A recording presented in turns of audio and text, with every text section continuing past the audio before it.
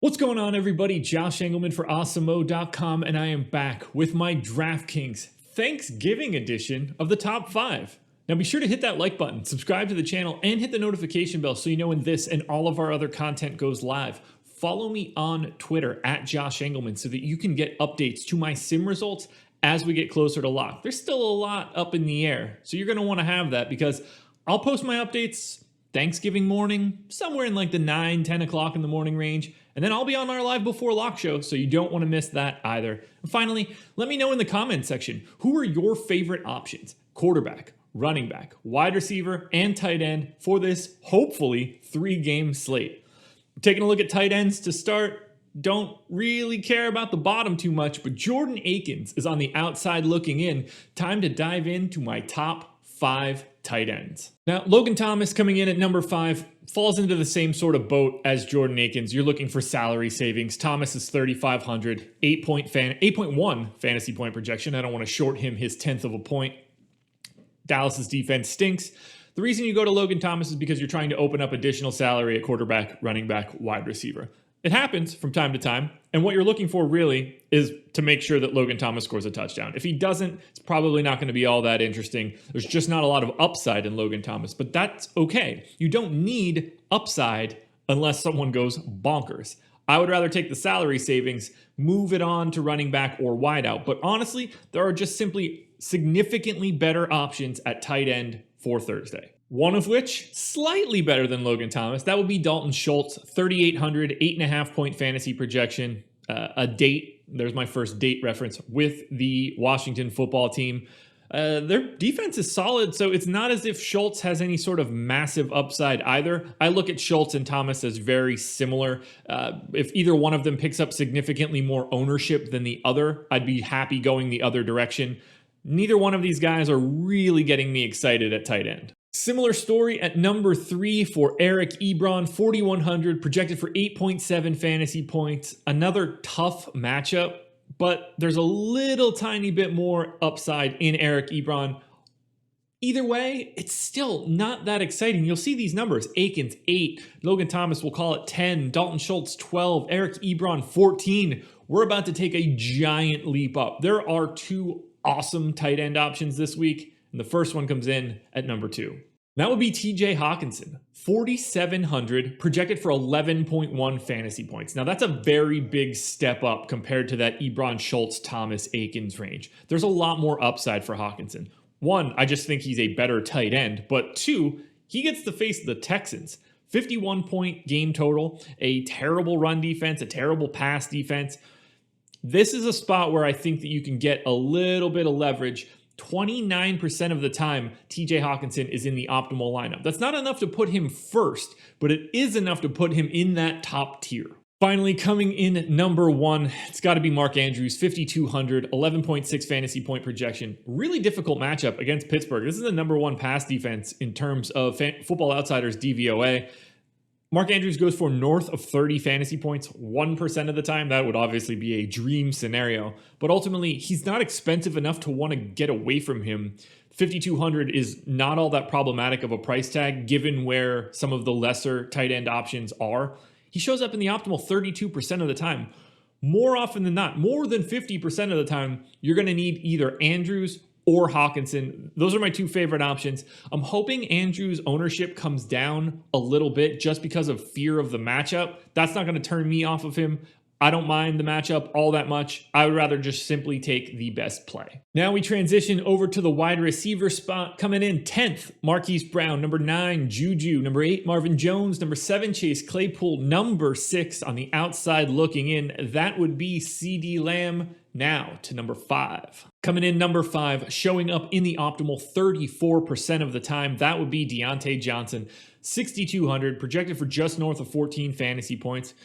A mildly difficult matchup against Baltimore, but they're 9th against the pass. Nothing too scary. You're looking for upside here. Johnson goes for north of 30 fantasy points 7.2% of the time. You would like to see a slightly higher total, but I see a guy that shows up in the optimal about 1/3 of the time. You're going to need him pretty regularly. We're in a tier that's basically the 1/3 of the time, guys. CeeDee Lamb is close enough. My number 4 guy, also similar. And that would be Amari Cooper. 5,700. I love that price for Cooper this week. 14.6 fantasy point projection. Again, a difficult matchup on paper. The Washington football team ranked 4th against the pass in passing DVOA. That's way better than I was expecting heading into this season, if I'm being perfectly honest. Cooper can go for north of 30 fantasy points 7% of the time. I think he has sort of unrivaled upside in this tier. I think he's a lot better than that $5,700 price tag shows him. You would like to see a slightly higher total. I think that's depressed a little bit just simply because Washington has been solid on defense. But right now, Amari Cooper, number 4. Now we're taking a bit of a step forward, going to number 3. That's got to be Brandon Cooks, 5,300, just too cheap. 15.5 fantasy point projection. This is the game with the big total. This is the game, for the Texans at least, with a really nice matchup. 23rd ranked pass defense.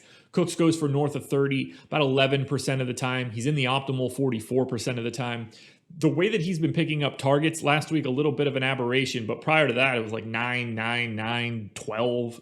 Those are target numbers. If he's getting those sorts of receptions, that point for each reception starts to add up a little bit. That's why Brandon Cooks looks a little bit different here than he does in my FanDuel video. I love Cooks. I think he's got a really nice floor, but it's not as if the ceiling isn't there. The problem is I prefer his teammate. Now, number 2, he was number 1 on FanDuel, but he's number 2 here, showing up in the optimal 52% of the time, 7K, Terry McLaurin. Love the matchup for Washington against Dallas. I wish the total, like as I've said, I wish the total was a little bit higher, but 25th against the run, 22nd against the pass. You are not worried about that Cowboys defense at all. The output from McLaurin is all over the map, though. Not that he has a huge chance of busting, but it's similar to his chances of going for north of 30 fantasy points. Ultimately, I feel really safe with McLaurin getting you something in that 15 to 20 range, and that's more than enough for me. I think he shows up in the optimal north of half of the time, 52.3% in fact, but he's not number 1 because that number 1 guy is 6,400, Will Fuller, and he beats out Terry McLaurin by 0.2%. We'll see where that holds up as we get closer to lock. 17.3 fantasy point projection, 51-point game total. The reason you like Fuller is because of the matchup. Lions defense, not anything you're worried about. Fuller can go big here. I love Deshaun Watson, which we're going to get to in a little bit, but 16% of the time, Fuller goes for north of 30. If that happens, 16% of the time, you're going to absolutely have to have Will Fuller. I think he's the best option on the slate for Thanksgiving.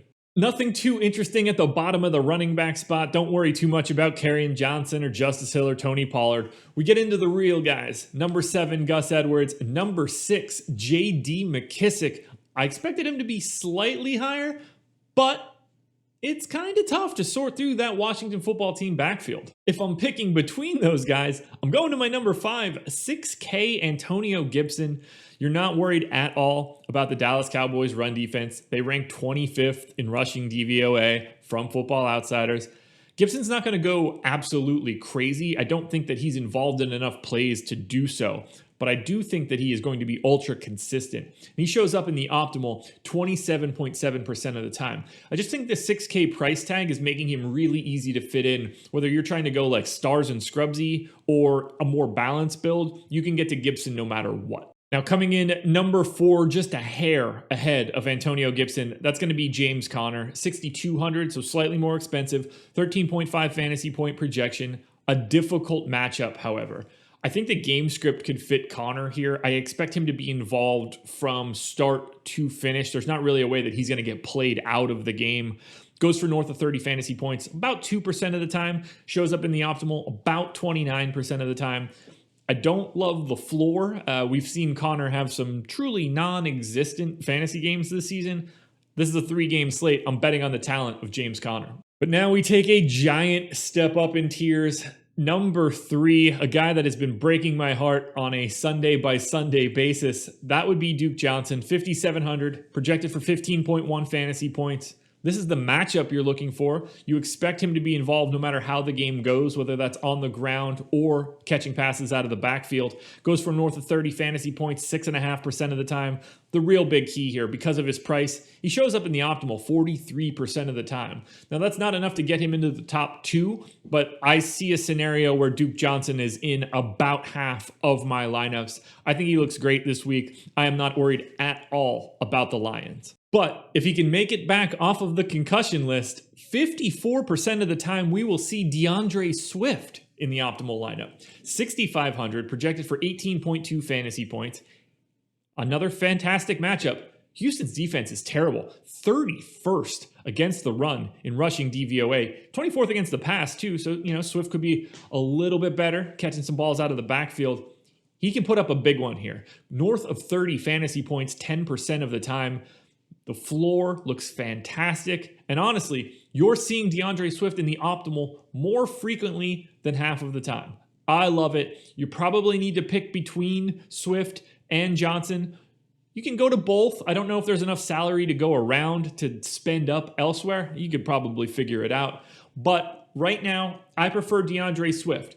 Keep a close eye on my Twitter account. If he does not get cleared from the concussion protocol, this entire running back list, every positional list will change dramatically because we will be removing a 54% guy from the equation. And finally, edging out Swift by a hair, 54.5% of the time, my number one running back, my number one play on the slate, 6,800. That's Ezekiel Elliott, 17.9 fantasy point projection.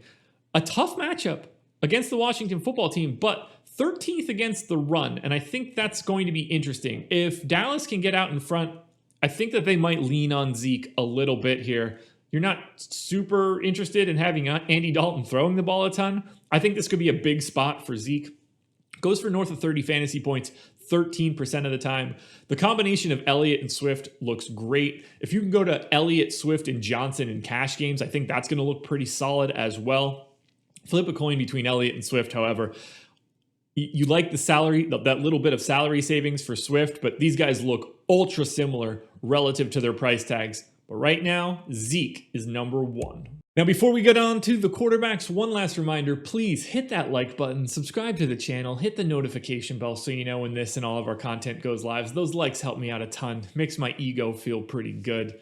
Follow me on Twitter at Josh Engleman. You don't want to miss the sim updates. These things will change dramatically if we have any major movement. 3-game slates makes the swings a lot bigger. You don't want to miss it tomorrow morning. By tomorrow, I mean Thanksgiving Day.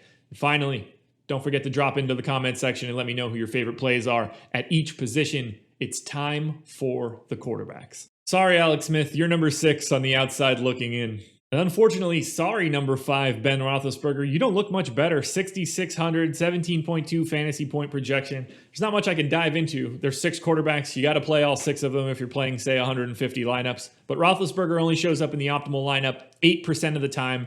There are quarterbacks on this slate that I think are close to a necessity. I don't mean that they are locks, but they are significantly more frequently in the optimal lineup.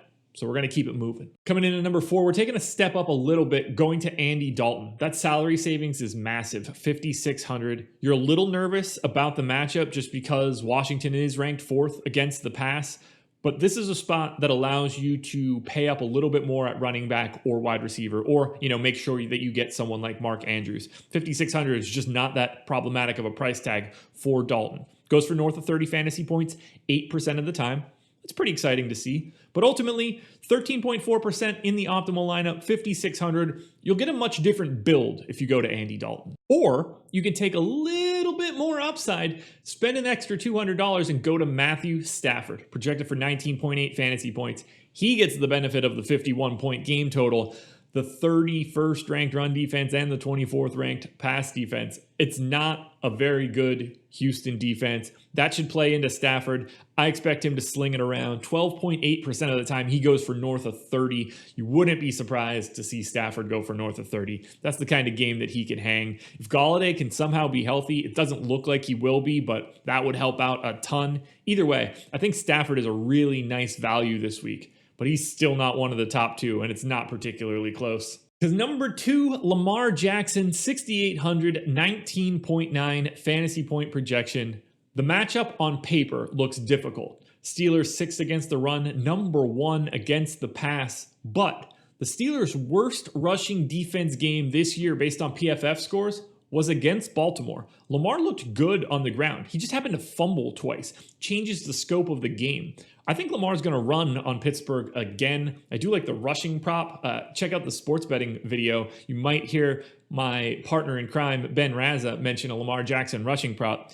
I think Lamar goes for north of 30, 14% of the time. I think his floor is really high. As you can see, he goes for less than 10 fantasy points, only 2% of the time. He runs the ball too much for him to be a total bust. It's the price tag that would make him a bust, if anything. But 18% of the time, he is in the optimal lineup. I really like going to Lamar. I don't think he's picking up enough ownership either. So Lamar looks good in both GPPs and in cash if you want. The problem is the real cash quarterback is Deshaun Watson. And that's because Deshaun Watson shows up in the optimal 37% of the time. That's basically double Lamar Jackson. He's 7,400. That price isn't enough to stop you. Detroit stinks. 51-point game total, a bottom 10 offense, or a bottom 10 defense rather, against the run and against the pass.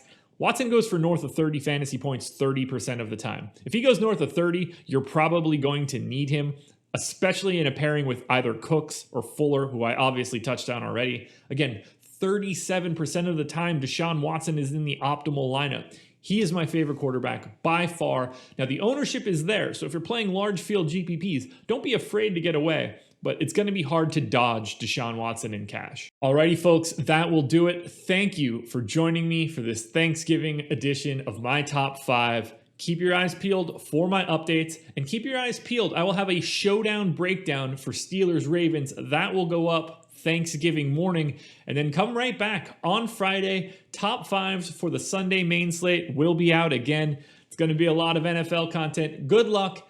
Have a safe and happy holiday, and I will talk to you guys again tomorrow morning.